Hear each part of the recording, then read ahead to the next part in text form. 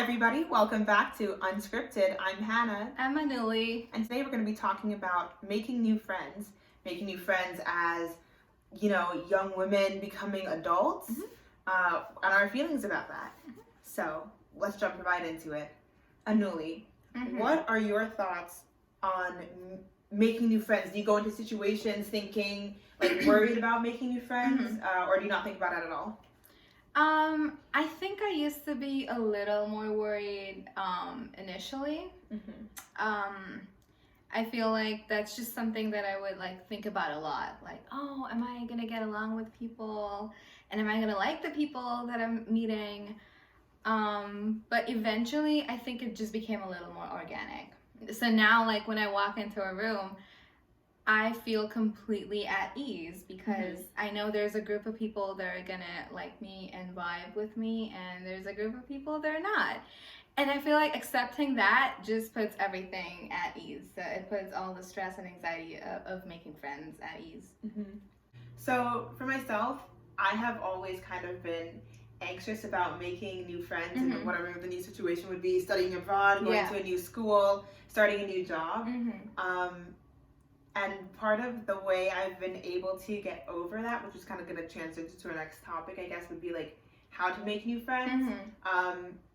But it's something that would always worry me just as much, if not more, than the curriculum or, how difficult my work was going to be for me. Yeah. It just, I guess I'm very much a people person, and I think, anything that I have to write down on paper, any actual work I have to do, I'll be able to figure it out. But figuring out people is, I think a very daunting but also exciting task that I like to take on. Yeah, for sure. So speaking of figuring people out, what are your go-to steps to figure people out and become friends with them? Yeah. So something that I've heard another YouTuber say was, what if the secret to deciding that you were fashionable, that you were maybe popular, that you were hot, that you were whatever it is, was deciding that you are. And so I think that's... I love it. Yeah, it's really great, right? Yeah. And so it's okay, so that's something I've kind of taken into me in my new situation. Yeah. It's okay, I'm simply going to decide that, I can do this. I can make friends. I can. Yeah. Because your mind wants to believe what you're telling yourself. If you keep saying, I'm going to fall, you're going to fall. Yeah. If you say, no, I'm going to do it, your mind wants to believe you, so you're going to do it. Yeah. Now, of course, it's easier said than done. It does take practice, and it does take work.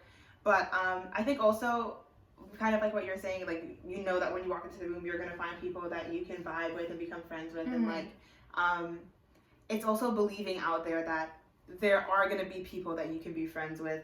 It's not the world isn't out to get you.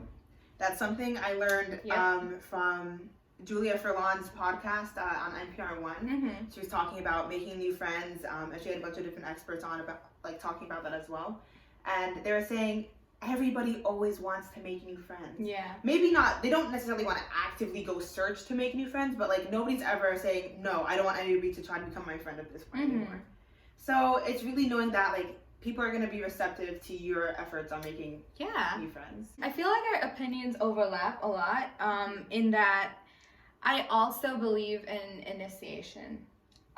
So putting yourself in a position of power in a situation where you're potentially powerless. So if you feel like you want to be friends with somebody, if I'm particularly anxious about it, I'm gonna take it upon myself to go approach that person and introduce myself and overcome that little barrier that tells me I'm scared or anxious, and just sort of put myself in a position of power where I'm doing the talking, I'm doing the initiating. So putting me into that mindset sort of takes away all the discomfort that is associated with sort of talking to new people. Firstly. Secondly, also what you talked about, just embracing it. Just embracing who you are with your flaws. When you're so comfortable with yourself, I feel like there's just nothing that can hold you back. You learn to walk with a certain amount of confidence where you're this is who I am. Take it or leave it, you know? And I feel like that confidence really shines across the way you talk. and the way you present yourself to people. So I feel like those are my go-to. So when I'm feeling my most confident, when I'm feeling the most powerful, I feel like it's just very organic for me to talk to people and make new friends. So how did you get this confidence for yourself? I feel like it's just something that I learned to build on with years. I was not the most confident kid growing up. So it's just every year it was a whole lot of learning to do about myself, most importantly. Just knowing when I feel the most confident, knowing when I am put in a position of discomfort, and making myself comfortable to be in a position of discomfort was also something that contributed majorly. And like I said, just embracing my flaws. I feel like I am essentially awkward, so just embracing that part of me has opened doors for me like no other, you know? I just feel like, okay, I'm awkward, I'm gonna laugh about it, and now if there's an awkward moment, instead of going home and overanalyzing it and thinking about, oh, I should have said this, or I should have said that, I'm just like, yeah, that's what happened, it's funny, and I laugh about it.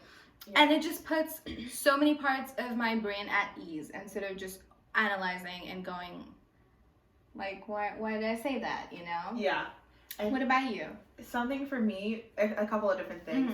And one of them I just thought of now is, like, receive compliments that people give you. You know, don't say, oh, don't turn them away. Don't try to not accept them. I do that all the time. Okay, think of all the times you've given somebody a compliment and you didn't mean it.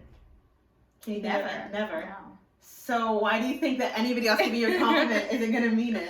They mean it, and they don't have to tell you that. Yeah. So accepting the compliments, you know, that they give me. Oh, you know, Hannah, you're so outgoing. If that's something you want to accept as a compliment, which I do. It's like, all right, I'm gonna accept that. I'm not gonna say no, I'm not, because if that's how I'm coming across, that's how I'm coming across. Yeah, that's something that I'm working toward, just to accept compliments. Yeah. I remember, I was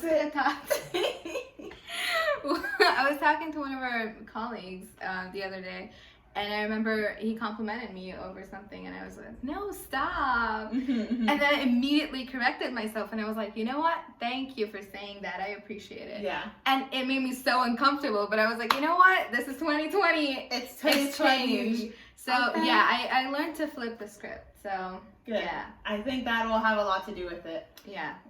The other tips on self-confidence that I was thinking. Oh, right. Everybody's thinking about themselves at the end of the day. When you go to sleep and you're thinking about everything that happened to you that day, you're not thinking about, you're thinking about what people thought of you. Yeah. So don't be so concerned about what people are thinking of you. Well, I don't know if that's going to make a lot of sense. It makes sense. Yeah, absolutely. Okay, yeah. Everyone's concerned about themselves. So they're not thinking about you. So don't be so focused on how you're coming across to other people. Yeah, I love that. And I feel like that's something that a lot of people need to understand, that we spend hours thinking and overanalyzing every small thing that we say and how people perceived it, but really people don't think about it that much. Like, they really don't think about you that much. Like, I'm gonna go to bed thinking, oh, like, I said that to her, I wonder what she thought of it, I wonder what her friend thought of it, and that person's probably never even given it a thought. And I feel like understanding that is so important, because then it just makes your mind stop the chatter, stop making you feel anxious. Yeah. And going off of that, and something that you had also said earlier about, kind of putting yourself in the position of power to initiate the conversation. Something else that I heard from On's podcast was how strangers, if you talk to a stranger, they are going to benefit from that interaction. Unless you're telling them off or something, but if you're talking positively with them, they are not going to feel like, what are they talking to me for? They're not going to walk away angry. They're going to walk away happy that, wow, someone talked to me. I mean, don't you? If, the barista at the coffee shop, or, someone in line, says something positive to you, it leaves you feeling good. So just making sure that you can do that for other people, I think will help your ability to go out there. Yeah. Because in 2020, what are you doing? Putting ourselves out there. Yep. Also, another thing that I feel like is really important is acceptance. Just accepting that you're probably not going to be enough for some people. and that's okay. You're probably gonna be too much for some people or too little for some people, and just accepting that is also putting yourself in a position of power. You know, self-acceptance, radical self-acceptance. That's true. Yeah. Oh, there's always power in being the person that cares less. Yeah. Ooh, this is another podcast. Ooh, I actually really like that. Yeah. And just care less about what you're putting across, you know? Just focus on being the best version of yourself. I really like this one quote that I read on Instagram at one point, that you can be the juiciest and the ripest peach in the world, but there's still going to be somebody who hates peaches. Ooh. And there's nothing you can do about it. So you really have to accept yourself, accept that rejection is inevitable. There's going to be some people that you just don't vibe with, and that's okay. Yeah. What are some things that you look for in friends, or what are some things that help you, good question, be friends with someone? Yeah. So something that we were talking about yesterday, which was kind of leveling up. As they say, you know, you don't want to be the smartest person in the room. You, as the president, you want everyone in your cabinet to be smarter than you. Yes. So in my friends, I'm always looking for a quality that I'd like to take on myself and help me level up. Yeah. And it's not just necessarily like, you know, a self-motivating reason why, there's not always a self-motivating reason why I want to have a certain friend. Yeah. But that is the quality that, like, if I had to name every single one of my friends, each one of them would have something I admire. Oh, stop. Well, you know what? Thank you. Yeah, you're welcome. Each one of them has something I admire, and I can, like, look up to for them for that. And, like, that's something I also want to take on in myself. Yeah, for sure. Absolutely. I think, like you said, just knowing that there is something in that person that motivates you, you know, to be more like them, or to be to possess that quality, you know, I feel is really important. So that's definitely something that I look for in friendship. And one thing that I really, really look forward to in making friends is just, like, vibing. You know, in religion, like, they call it... That's the word in 2020. Yeah, that's the word in 2020. That's what they call it on the streets. But if you're into science, they call it energy. If you're religious, they call it spirits. But I feel like just vibing with people, you know? There's always, like, this level of comfort. Do you believe in being friends with people when you're, like, talking to new people, and there's always, like, this one person that you meet that you feel like you've known forever, like you've known them? I was just thinking about her. Isn't that the best feeling in the world? I feel like that there is no explanation. There is no way you can actually articulate what that is, but it's so special, you know? And I've barely felt that with a lot of people. I've felt with, like, 2 people my whole life, but it was so special. I was like, where have you been all my life? Yeah. Like, that was literally what I told them. Wait. That's so funny. That's so true. Oh my goodness. Yeah. So what are your thoughts on making friends with the people you work with? Like, how we became friends? Well, I feel like friendship in the world that we live in today, friendship could be because you're with a group of people that have a common goal. Or it could be because you share something in common with someone. Being RAs, we were just talking about it the other day. We were wondering how, like, our entire staff became friends, and now we're, like, really great friends. We have a great vibe. Yeah. But that's because we all got together with a common goal to do this job, you know? Yeah. So our common goals sort of brought us together, and then we had to work out our differences, or just work with our differences rather, and then come together and work as a team. So I feel like just the common goal aspect of it brought us together. What do you think? So my thoughts on, you know, being friends with people in the workplace and kind of how we became friends. Yeah. I remember so vividly when I got the RA job, and you emailed me welcoming me. I did. I literally felt like I was so happy. Oh I don't even think you understand. I was like, Mom, look, this girl Anuli, she, like, emailed me. Oh my god! What? I can't believe you still remember that. Oh my gosh, I remember everyone who emailed me and everyone who didn't. Oh. You know who you are. Yeah. I don't know. Yeah. So, it was just such like an organic formation of friendship. And it was one of those things where it's like we were kind of always on the same wavelength, and it was like, you know, Anuli was that person you give the side eye to and they know what you're talking about. When someone does something, you're like, oh, okay, we're both thinking the same thing. Yeah. Or we both know to act a certain same way. And so, when we decided to do the podcast, we were both like, you want to do podcast? Yeah, let's do a podcast. Oh my God. That was the most organic thing I've ever experienced in my life. Exactly. One thing that really baffles me, though, is Hannah and I have been working together for a while now. So we met like a year ago, and then Hannah took off for a study abroad program for 6 months. So we didn't see each other for 6 months, and we met a week ago when she came back for the job. Yeah.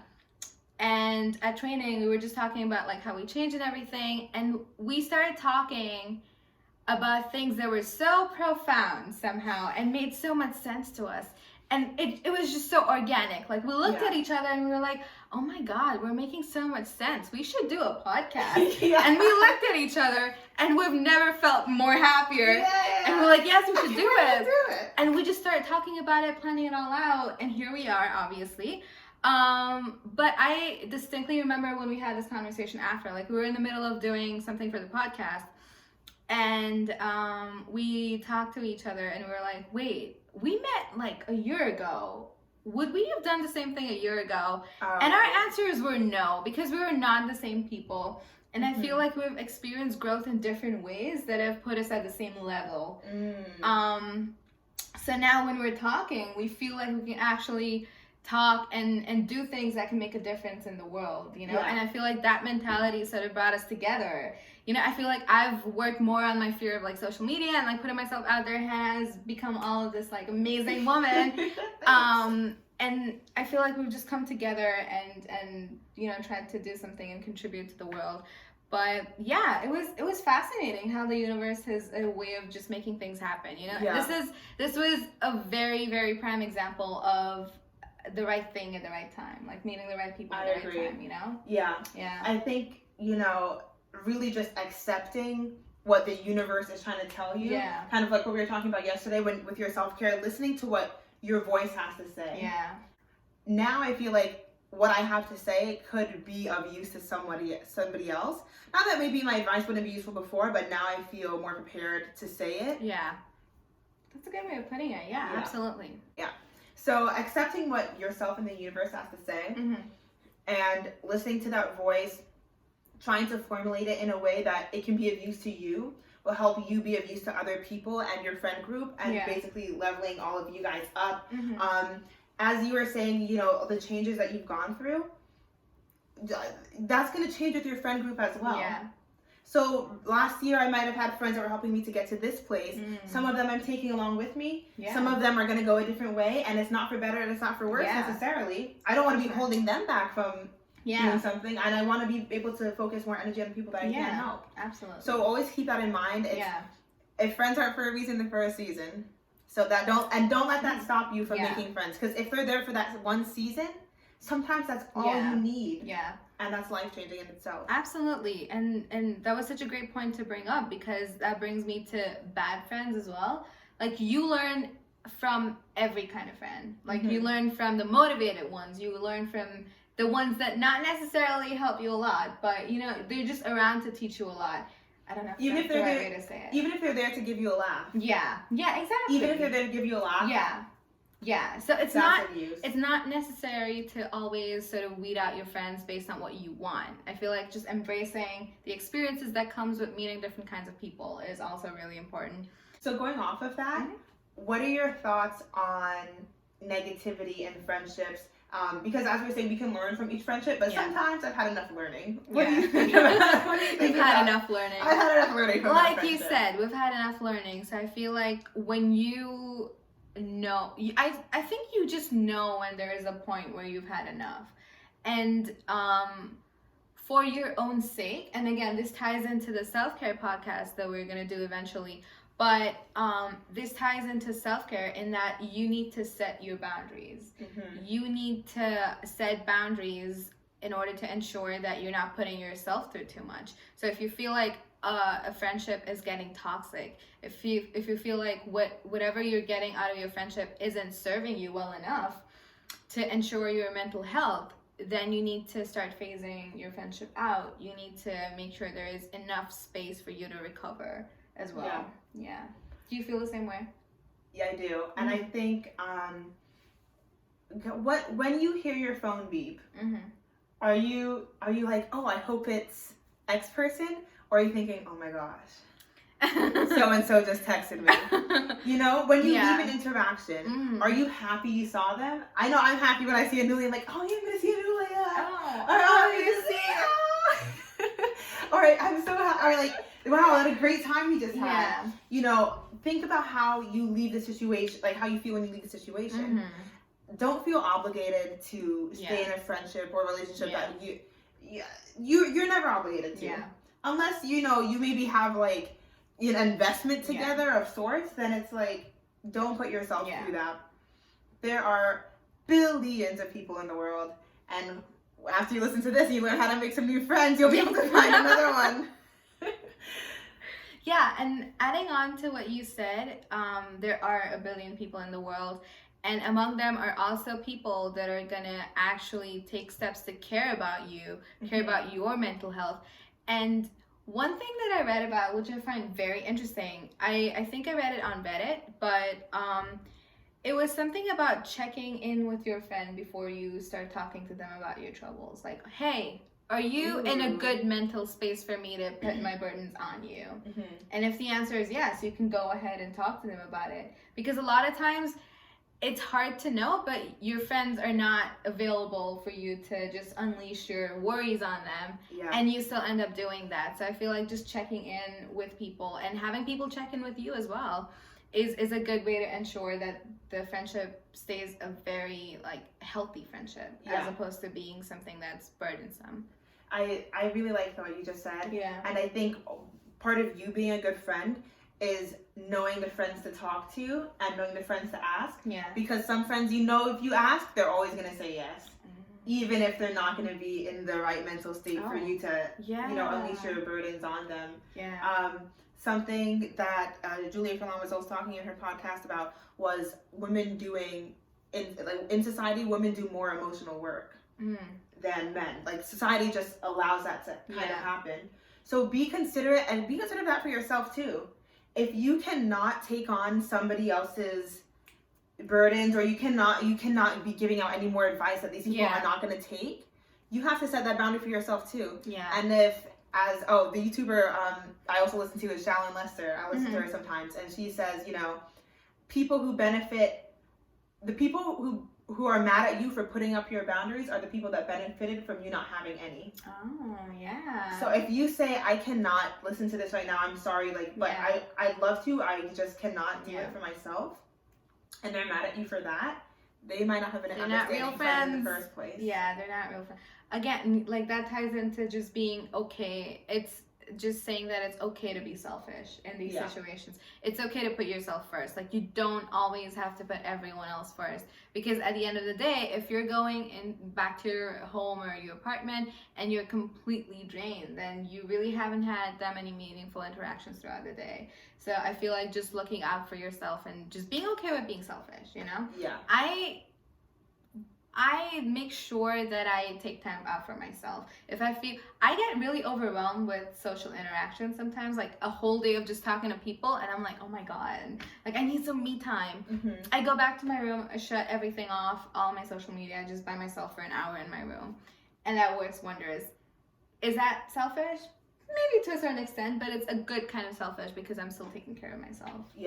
And if you were not to take care of yourself, you may not have been the friend that you'd want to be for other people. So really, just as much as you want to take care of other people, you have to take care of yourself, because you are a person. Well, that was an amazing conversation. It was very insightful, and this was just some of our tips to being the right kind of friends and finding and making the right kind of friends. So to summarize, what are we going to do? How are we going to make some new friends? well, we're going to try to be as self-confident as possible. We're going to accept our flaws and put ourselves out there. Put yourself in a position of power to initiate the conversation. Everybody's open to making new friends. Yeah. You can be the person to start that. Yeah. And it's okay to not be liked, you know, just being okay with that as well, like putting yourself in a position of power. Be conscious of your emotional capacity and your friend's emotional capacity before dishing out, you know, whatever troubles you're having or whatever troubles they want to share with you. Thank you guys for listening. Again, I'm Hannah. I'm Anuli. And this has been another episode of Unscripted.